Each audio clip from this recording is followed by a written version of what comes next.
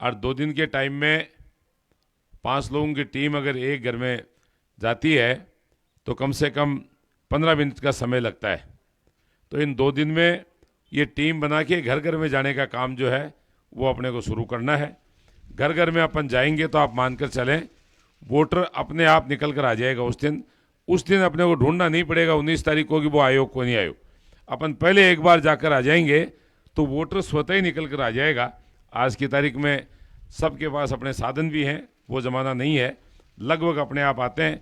और 11 बजे के आसपास वोटिंग जब चले, 11 बजे के आसपास टिक लगा के और अलग अलग मोहल्लों की टोलियां बना के वार्ड वाइज ग्राम पंचायत के जो पंच का वार्ड है, ये चुनाव जो है ये आंधी का चुनाव नहीं है, एक एक वोट का चुनाव है। हवा के चुनाव जो हैं वो अपने आप चलते हैं, लेकिन अपने को हवा है, बहुत बड़ी हवा है प्रधानमंत्री नरेंद्र मोदी जी के पक्ष में, लेकिन अपने को एक एक वोट निकालना है, अपने को हवा के भरोसे नहीं रहना है। सीधी बात है बिल्कुल। इसलिए देश में सशक्त राज हो, राज में राजस्थान की 25 की भागीदारी हो और हमारे स्वामी सुवेदानंद जी 5 लाख को पार करें जीत का आंकड़ा, तब आपकी और हमारी बात है। इसलिए आप लोगों से यही निवेदन करने आए, अब स्वामी जी आपसे रूबरू होंगे।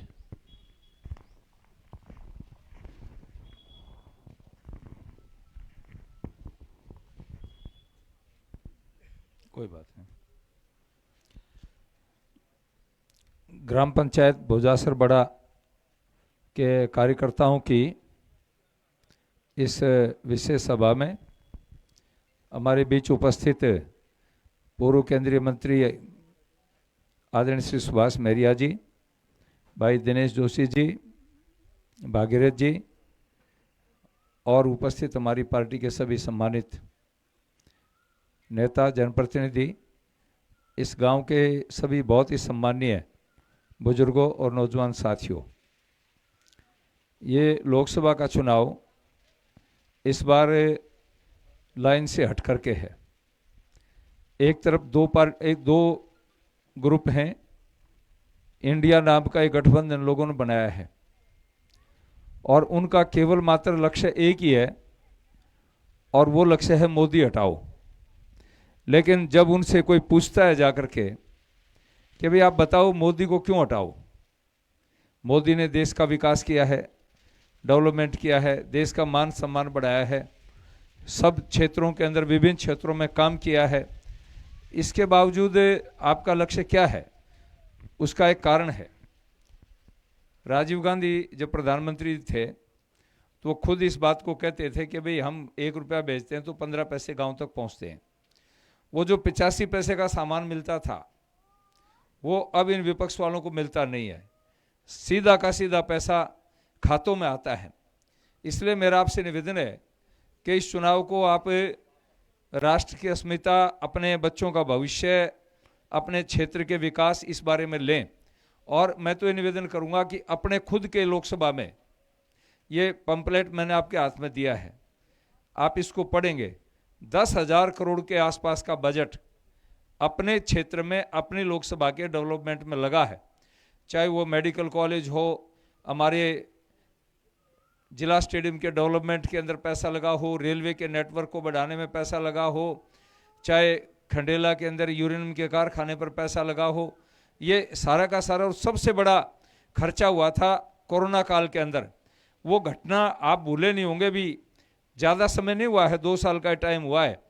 हालात क्या थे कि कोई आदमी एक अपने पिता की डेड बॉडी पर भी उसकी अंत्येष्टि करने को तैयार नहीं था, हाथ लगाने को तैयार नहीं था।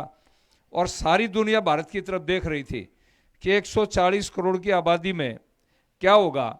और ये विपक्ष के लोग भड़का रहे थे लोगों को कि फैक्ट्रियां बंद कर दी, इंडस्ट्री बंद कर दी, लॉकडाउन लगा दिया, मजदूर भूखे मर जाएंगे, ये हो जाएगा, वो हो जाएगा।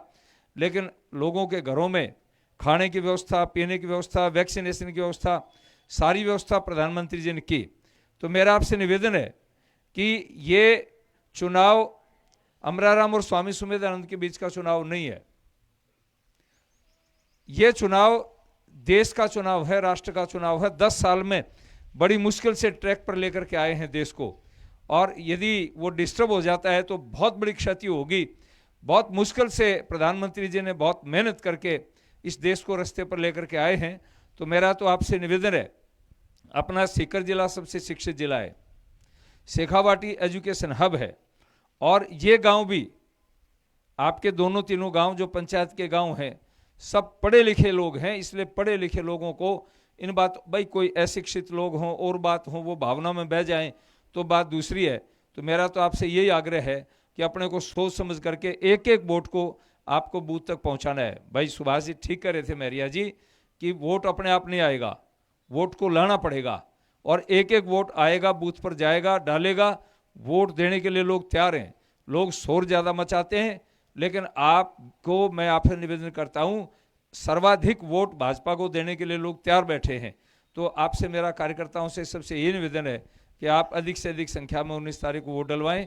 अब फसल की कटाई का काम चल रहा है, मौसम भी खराब रहा, इसके बावजूद आप इस धूप के अंदर इतनी देर से खड़े हैं, इससे प्रतीक होता है कि आपका अपनी पार्टी के प्रति सम्मान का भाव है, श्रद्धा का भाव है। यही मैं आपसे कामना करता चाहता हूं कि आप मत दिलवाएंगे, और आपका बहुत बहुत आभार व्यक्त करता हूं। बहुत बहुत धन्यवाद आप सबका। भारत माता की जय।